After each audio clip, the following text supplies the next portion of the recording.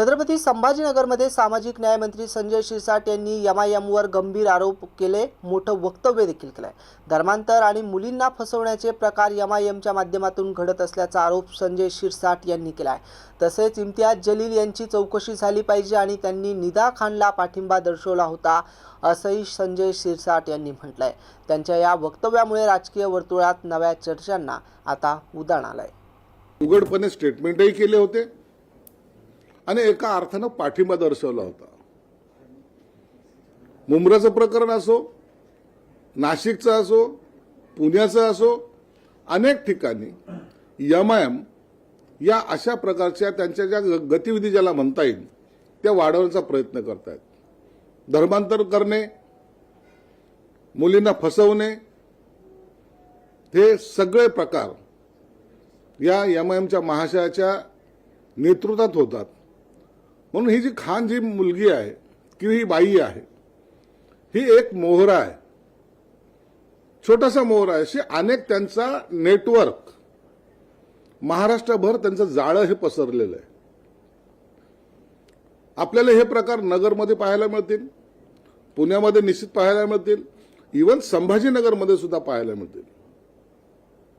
आणि हे जहरीलं विष ज्या पद्धतीने पसरवलं जात आहे, हिंदूचा द्वेष करणे, त्यांचं धर्मांतर करणे, आणि या प्रकरणामुळे आता समाजामध्ये एक प्रकारचा राग आणि चीड निर्माण व्हायला लागलेली आहे। कालचं प्रकरणही त्याच पद्धतीचं होतं। आता तिला पकडले गेलेले आहे, तिच्याकडून अनेक माहिती समोर तर येणारच आहे। परंतु तुमच्या माध्यमातून सुद्धा मी मुख्यमंत्री साहेबाला सुद्धा भेटणार पण आहे।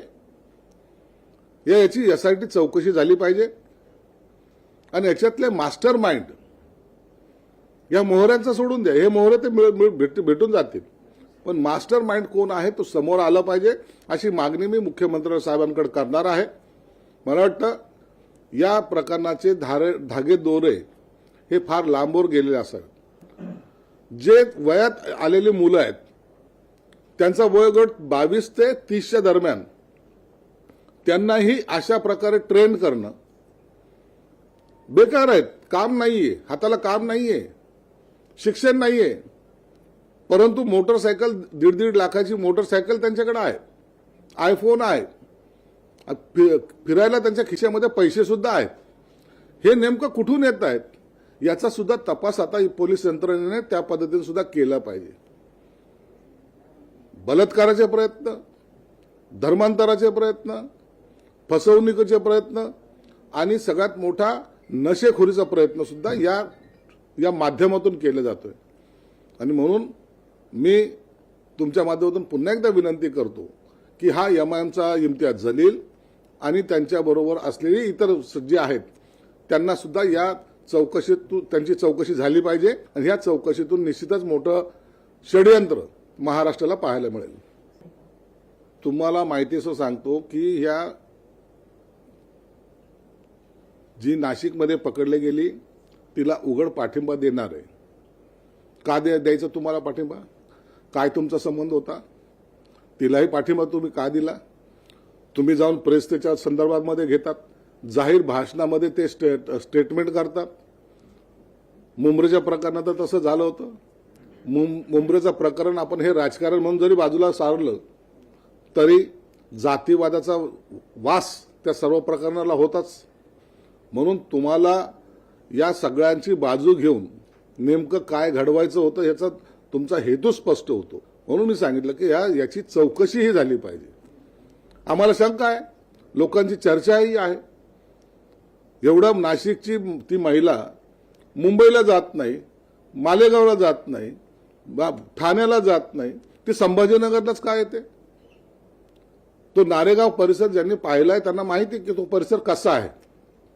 तिथं थांबून म्हणजे कुणाच्या लक्षातही येणार नाही की अशा ठिकाणी ती बाई थांबली असेल।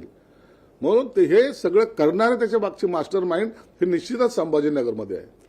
संभाजीनगर हे आजपासून नाही तर अनेक वर्षापासून अतिरेकी कारवाईसाठी प्रसिद्ध आहे आणि त्यांना सेन्सिटिव्ह म्हणून अनेक वेळेला घोषित सुद्धा या जिल्ह्याला केलेला आहे। मग हा विषय आपल्याला गांभीर्याने घ्यावा लागेल। ती महिला प्रेग्नेंट होती असं नीला खानचं म्हणणं होतं. हे सगळं झूट आहे. ती निदा खान कसली प्रेग्नेंट वगैरे आली? मग त्या टायमाला तिने अप्लिकेशन केले असेल तर आता 2 महिने झाले तिला अप्लिकेशन करून. मग आता तर डिलिव्हरीला आली पाहिजे. असं काही झालंय का?